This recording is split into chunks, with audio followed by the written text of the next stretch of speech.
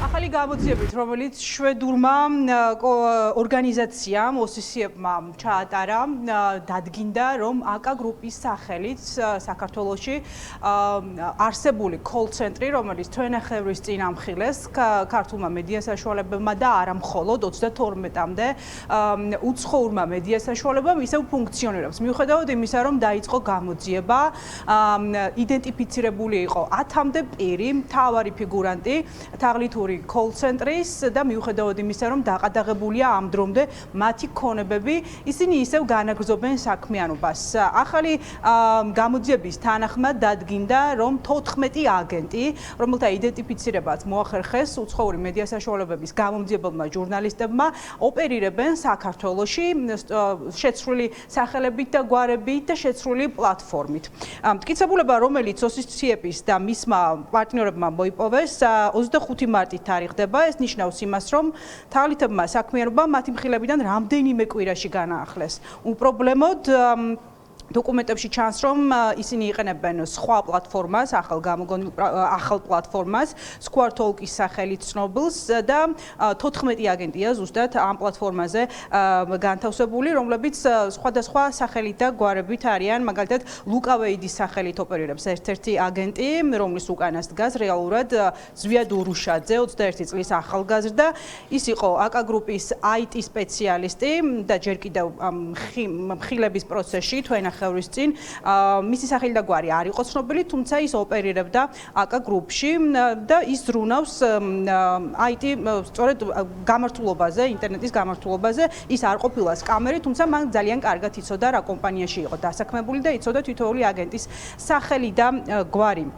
ახალი გამოძიებით ასევე დადგენილია კიდევ ერთი თაღლითი, ეშლი მარია სახელით ცნობილი, იგივე ქეთევან მალაშხია, რომელსაც უკანონოდ მოპოვებული ფინანსების მართვა და გადარიცხვები აბარია. ეს ინფორმაცია, რაც ყველაზე მნიშვნელოვანია, ცნობილია ქართული საგამოძიებო უწყებისთვის, რომელიც გამოძიებას ატარებს, ორი მუხლით აქვს საქმე აღძრული თაღლითური კოლ-ცენტრების საქმეზე, თუმცა საგამოძიებო უწყებაში გამომძიებელ ჟურნალისტებს პასუხობენ, რომ ჯერჯერობით მათ არ დაუდგენიათ, არ დაუიდენტიფიცირებიათ იმ 14 აგენტის ვინაობა, რომლებიც სავარაუდოდ საქართველოდან აგრძელებენ კვლავ უკანონო საქმიანობას.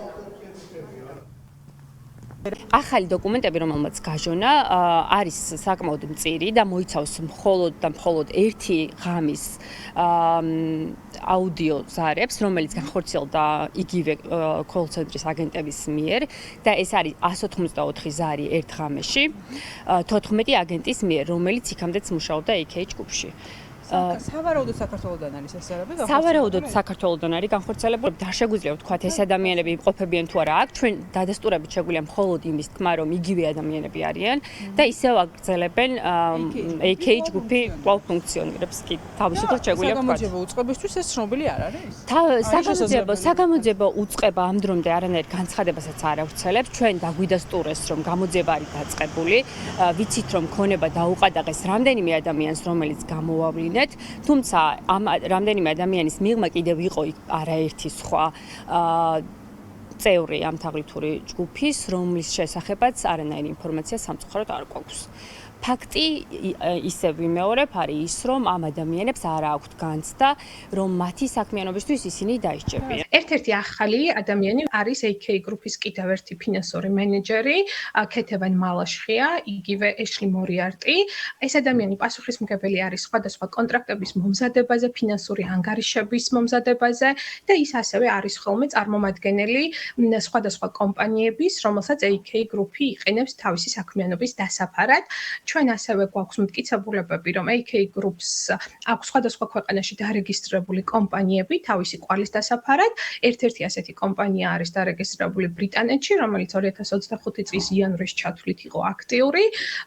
ამ კომპანიას იყენებდნენ სხვადასხვა მომსახურების შესასყიდად, მათ შორის ზარების პროგრამის შესასყიდად და ჩვენ ვცადეთ, რა თქმა უნდა, კომუნიკაცია ქეთევან მალაშხიასთანაც, AK Group-ის არაფორმალურ ბოსთან კაკისთანაც, თუმცა მათ ჩვენთან საუბარი არ ისურვეს და არც ერთ კითხვაზე პასუხი არ გაგვცეს. ასევე აქტიური არის IT სპეციალისტი, IT-ს თანამშრომელი ზვიად ურუშაძე, რომელიც წინა გამოძიების ფარგლებში დავაიდენტიფიცირეთ, ის ისევ აგრძელებს მუშაობას.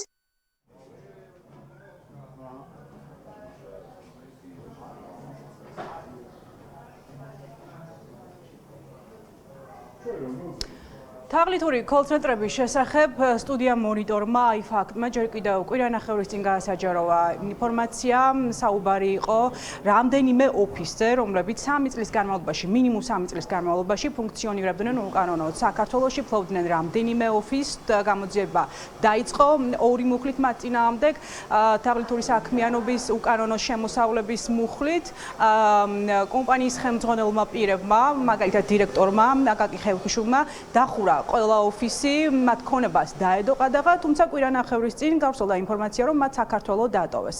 კვირანახევრის თავზე ახალმა გამოძიებამ დაადგინა, რომ ეგრეთ წოდებულმა თაღლითებმა ქვეყანა არ დატოვეს, ისინი კვლავ რჩებიან საქართველოში და მეტიც განაგრძობენ უკანონო საქმიანობას, თაღლითობას. გამოძიება საქმის კურსშია ამის შესახებ, თუმცა არ ჩქარობს არც ერთი ეგრეთ წოდებული კამერის, იგივე თაღლითის დაკავებას ამ დრომდე. მადლობა სოფო, ეს სოფო ნიაური იყო.